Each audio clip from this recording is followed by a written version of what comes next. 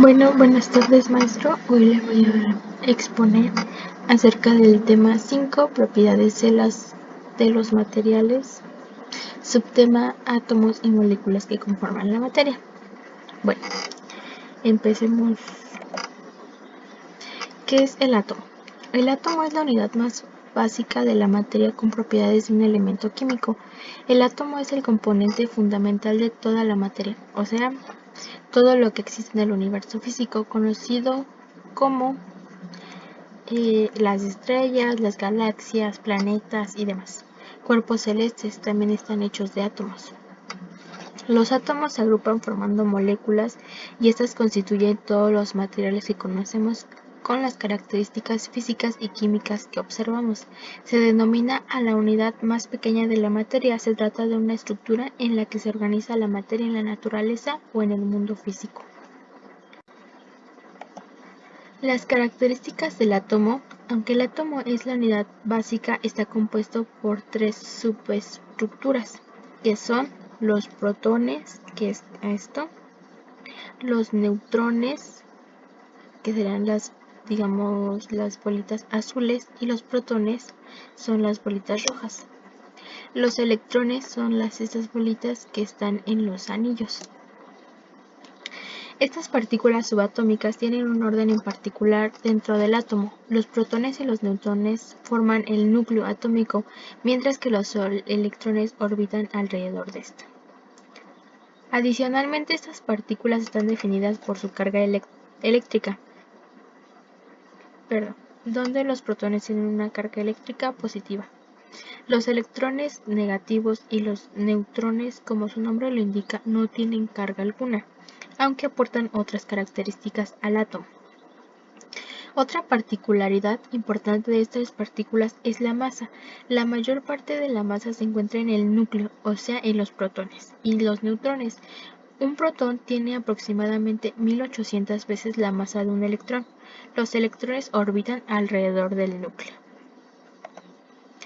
¿Qué es la molécula? Una molécula es un conjunto de átomos de un mismo elemento químico o de muchos diferentes, que están organizados e interrelacionados mediante enlaces químicos. También se considera una molécula como la parte más pequeña de una sustancia que aún conserva las propiedades físicas y químicas de la sustancia. Las moléculas suelen ser químicamente estables y eléctricamente neutras.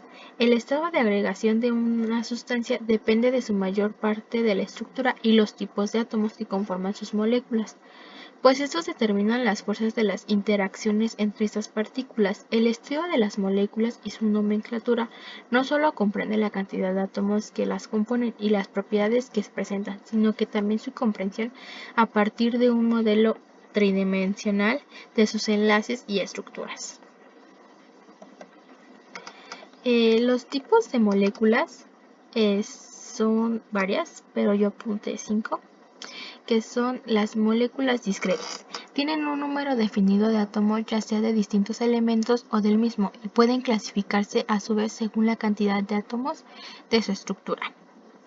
Macromoléculas y polímeros. Se trata de cadenas moleculares de gran tamaño compuestas por repeticiones de moléculas más simples, unidas entre sí para lograr secuencias extensas y complejas con propiedades nuevas y específicas. Moléculas polares. Están formadas por átomos que tienen diferente electronegatividad. Los electrones se desplazan hacia el átomo más electronegativo, lo que genera una densidad de carga negativa sobre él y una positiva sobre el otro átomo. Moléculas orgánicas. Su estructura principal está basada en átomos de carbono, son esenciales para la vida. Y por último, las moléculas inorgánicas. Su estructura principal no está fundamentada en el carbono. Es importante aclarar que también existen moléculas inorgánicas con átomos de carbono en su estructura, pero este no es un elemento principal. ¿Y cuáles serían las diferencias entre átomo y molécula? Las moléculas están formadas por átomos que están enlazados entre sí, de modo que los átomos son mucho más pequeños y sencillos que las moléculas. Las moléculas más grandes están formadas por moléculas más simples y diminutas que pasan a convertirse en partes o grupos. Por eso la mayoría de las moléculas puede someterse a diversos procedimientos de ruptura, lisis, de sus enlaces químicos para obtener así moléculas más simples o átomos permanecientes o determinados elementos químicos. Bueno, maestro, muchas gracias por su atención. Espero que haya quedado un poquito más claro el tema y haya entendido lo que es un átomo, las características del átomo, qué es una molécula, tipos y su diferencia. Bueno, muchas gracias.